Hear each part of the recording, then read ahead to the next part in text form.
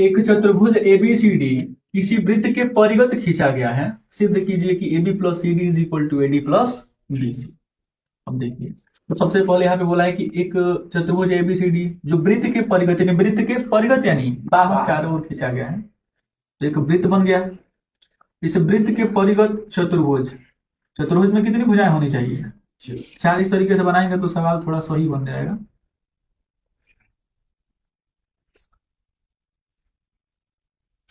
और चतुर्भुज का नाम हमेशा क्रम से देना रहता है, ABCD। अब देखिए हमें क्या सिद्ध करना है कि AB प्लस CD, AB के साथ में किसको जोड़ना है? CD को। तो किसके बराबर होना चाहिए? AD के साथ में BC के बराबर आना चाहिए। तो देखिए कहीं ना कहीं यहाँ पे एक स्पर्श बिंदु बना, यहाँ भी स्पर्श बिंदु बना, 4 स्पर्श बिंदु बने। इसका नाम हम दे देते हैं PQRS। अब दूसरा प्रमेय क्या पढ़े हैं कि वृत्त में अगर किसी बाहरी बिंदु से 2 स्पर्शी खींचा जाए तो दोनों स्पर्शी की लंबाई बराबर होती है। तो इस प्रकार कह सकते हैं। देखिए सवाल अब करना शुरू कर रहे हैं। सिद्ध क्या करना वो बात हम यहाँ पे लिखा ही है, लिख देते हैं। सिद्ध कीजिए कि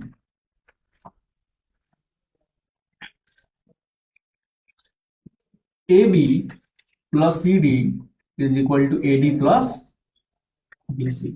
अब देखिए कैसे होगा। ए कहीं ना कहीं इस वृत्त के लिए वाह बिंदु है और इससे 2 स्पर्शी दिख रहा है KP और AS। तो लिख सकते हैं कि ए क्या है? ए वाह बिंदु है। वाह मतलब बाहरी, ए वाह बिंदु है तो AP जो होगा वो किसके बराबर होगा? AS के बराबर। कहां से? तो प्रमेय, हाँ 10.2 से। अब AP और AS बराबर हो गया। AP अब यहाँ पे देखिए वही काम, B क्या है? वाह बिंदु है।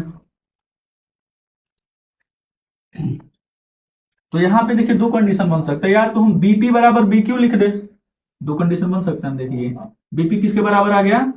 BQ के बराबर। या ऐसे भी तो लिख सकते हैं ना, BQ बराबर BP। लेकिन हम किसको लिखेंगे? तो देखिए AP के साथ में, AP किसका पार्ट है? AB का पार्ट है। और AB कब मिलेगा? AP में जब BP जोड़ेंगे तब। तो हम BP is equal to BQ वाला लेके चलते हैं। BP is equal to BQ, इसको हटा दीजिए। सही है भी है लेकिन लेके हमें चलना है इसको। तो ये हो जाएगा प्रमेय कितना? 10.2। उसी प्रमेय से हुआ है। अब देखिए अब फिर क्यू क्या है? सॉरी क्यू नहीं, ए हो गया, बी हो गया। अब सी को लेके चलते हैं। सी क्या है? वाह बिंदु है। सी वाह बिंदु है। तो अब यहां से सी आर और सी क्यू क्या हो जाएंगे? बराबर हो जाएंगे। तो अब यहां से लेके चलते हैं। देखिए ए बी के साथ में किसको जोड़ना है? सी डी को। तो इधर से चलते हैं। C R is equal to C Q लिखते हैं। सेम वही बात, प्रमेय 10.2। अब डी वाह बिंदु है।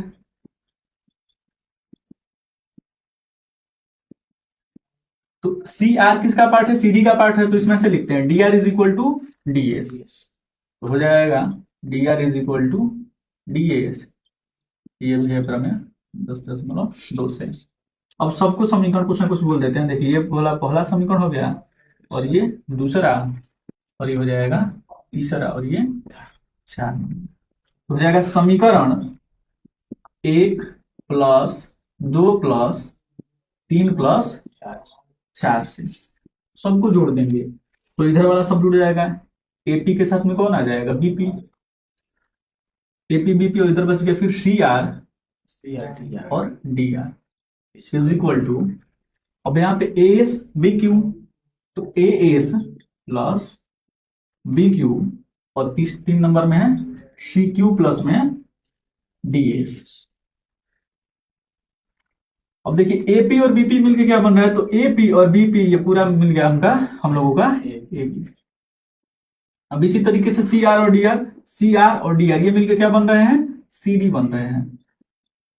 एक साइड बन जाएगा, दूसरा डायरेक्ट नहीं मिलेगा। देखिए AS और BQ के बारे में सोचिए, कुछ नहीं मिलेगा। देखिए यहाँ पे AS और BQ ये 2 अलग अलग होगा ना, लेकिन हमें क्या चाहिए? हमें चाहिए AD। तो AD के लिए क्या चाहिए? AS और DS। तो AS यहाँ पे है और DS यहाँ पे है, तो इसको पास में लिख लेते हैं, एक लाइन बढ़ा लेते हैं, एक साथ में हो गया।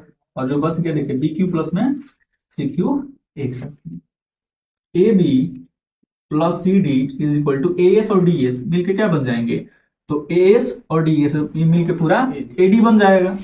तो यहाँ पे हो जाएगा AD प्लस BQ और CQ मिलकर क्या बनेगा, कि BQ और CQ पूरा मिलकर बन गया आपका BC। क्या यही सिद्ध करना था? आ गया ना जी। देखिए AB plus CD is equal to AD plus में BC। इतनी सिद्ध है।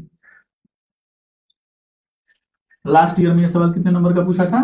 4 नंबर का पूछा था यूपी बोर्ड में।